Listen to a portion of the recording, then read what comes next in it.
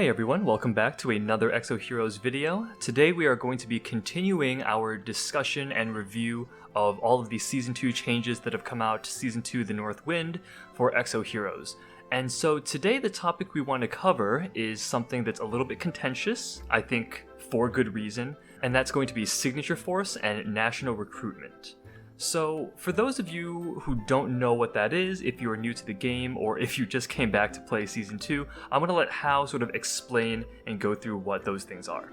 That's right. The national recruitment is a pretty straightforward system where it's essentially just another way of recruiting heroes, but you're using a different resource that so far it seems that you can only get it by using real money. And we'll talk a little bit more about that later as to why it's important and why we're bringing that together with the Signature Force. The main point of focus that we want to look at now is the Signature Force, and I'm going to walk through how it actually works.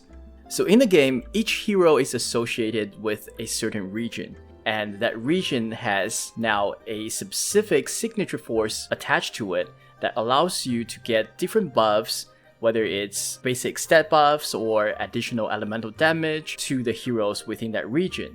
And we'll take a quick look at how it works. So when you get into the airship, you will see a Signature Force icon at the bottom next to the recruit icon.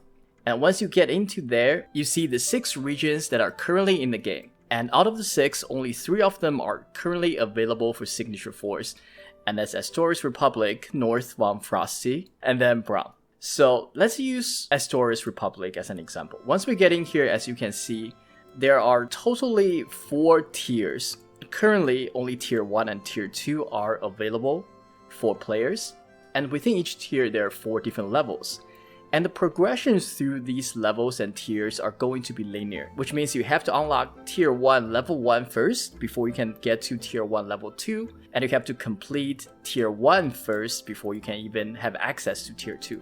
And the overall bonus are going to be very similar across different signature forces. It always starts with an elemental damage buff, which allows your hero to now do an additional elemental damage on top of their base damage.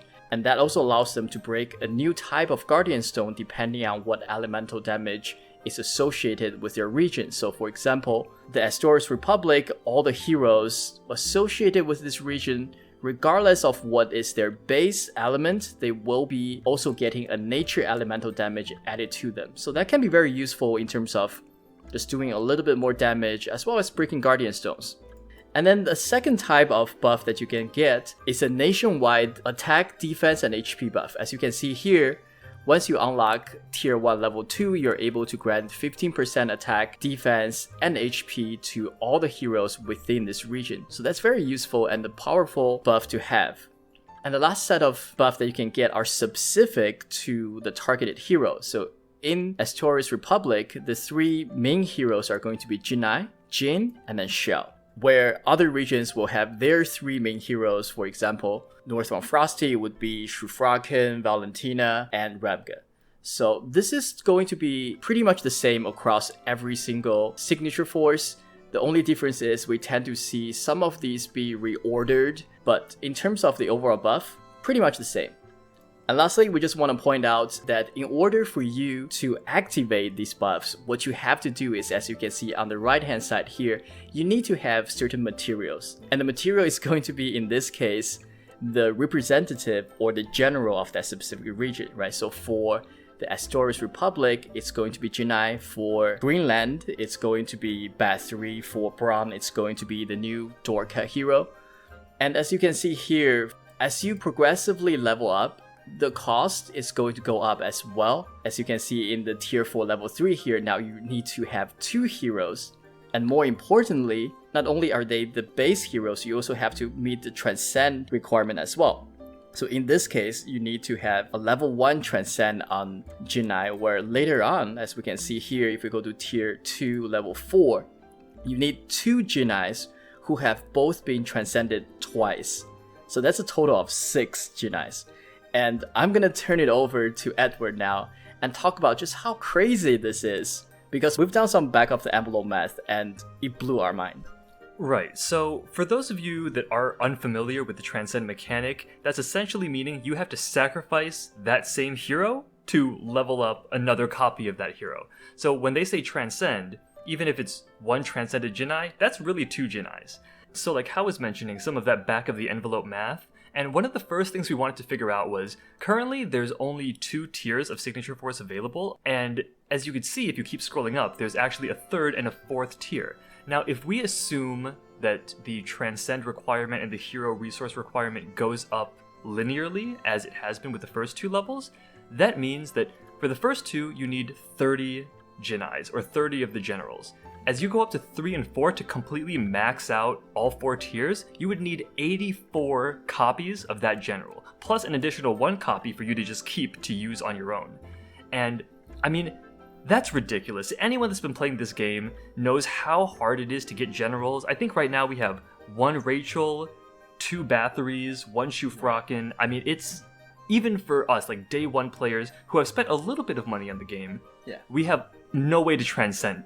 Even just the 30 heroes for the level 1 and 2, that's a lot, right? Even level 1, we've done this calculation, if you look through the 4 tiers, that's a total of 12 Jinais you need, and the level 2 is 18. That's a ton of some of the rarest hero in the game right now. Right, and so how are we going to get these heroes, right? Because you need so many of them. And the answer to that is another mechanic that's been added with Season 2, and that's national recruitment. And this is the part of the video where you're probably going to get pretty upset, if you're a free-to-play player at least. Because the way national recruitment works is you don't pay for it with ZES, or the traditional recruitment currency. You have tickets, and it costs 10 tickets to do a 10 pull, which is pretty standard. Now, so far, the only way we know to get these tickets is through paying with crystals, which of course everyone knows you buy with real money. And this is where the math comes in.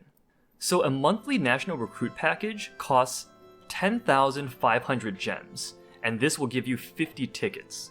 Full pity cost for 1 general, and you could choose any general. So if you pull on a day that's Astor's Republic and you get the pity, you can actually choose any general like Shufraken or Bathory. It doesn't have to be just Jinai.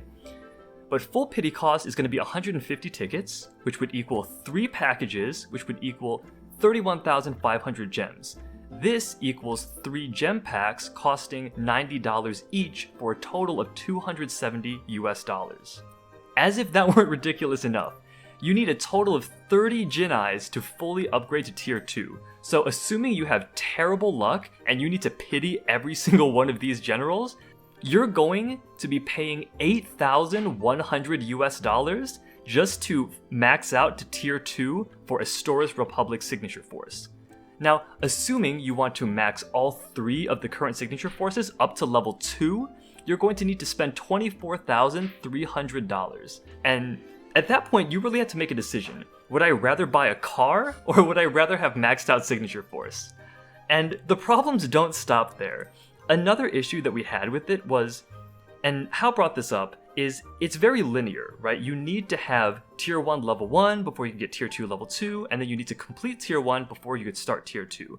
Now, the problem that we have with this is, again, at the exorbitant cost that this is, it's very free-to-play player unfriendly, and what we think they should have done instead is created sort of a skill tree, or a Signature Force tree, where you start out with the core, which is the most important concept, and that's the elemental damage. So everyone, you have to unlock that first. But then you can branch out into, if I want to focus more on buffs for all Astor's Republic heroes, I can go down the left branch. If I want to focus on buffs for just these specific faded heroes in that region, then I could go and follow the right branch. And then the middle branch would be some other type of maybe more elemental damage or some type of buff that could be applicable to the game.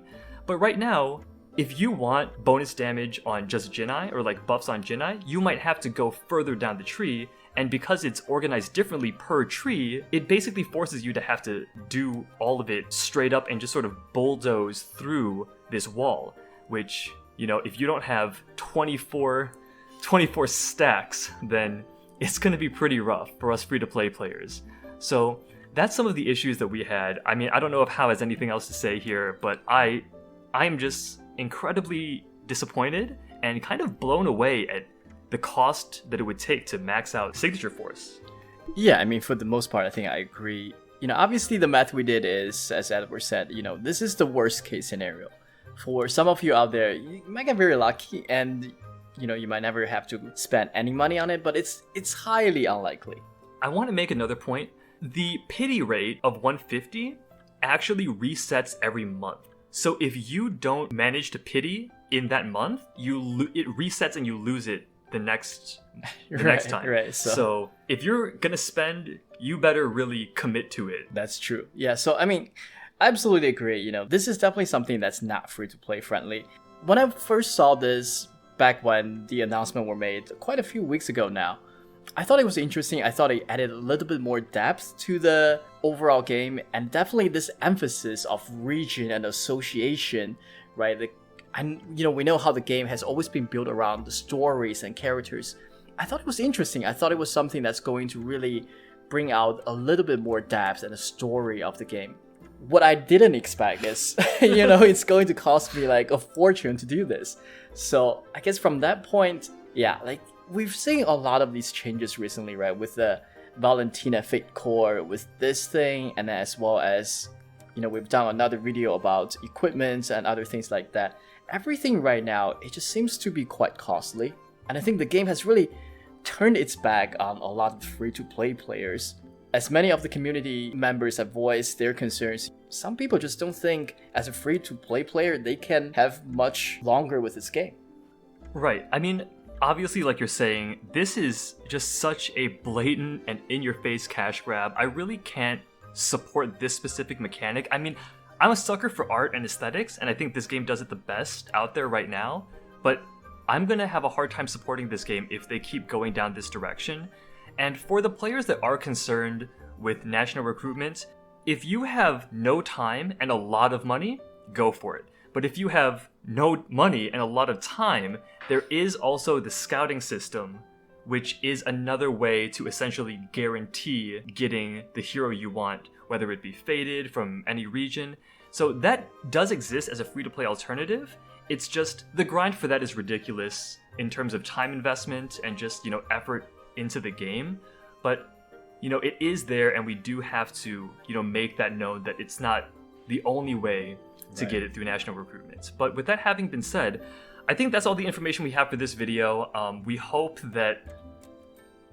there really is nothing to hope for here, to be honest. This is just a slap in the face for a lot of free-to-play players, and we just hope that really Line Games can maybe hear some of the community's concerns, some of our concerns, and maybe dial back on this. I think the tree system would be a good compromise to make Signature Force a little bit less aggressive and predatory, but overall we'll have to see if our cries are reaching their ears. That does it for us here today. Be on the lookout for our other Exos Heroes videos, because we will be discussing the other mechanic changes with Season 2. And thank you for watching. We'll see you guys next time. See ya.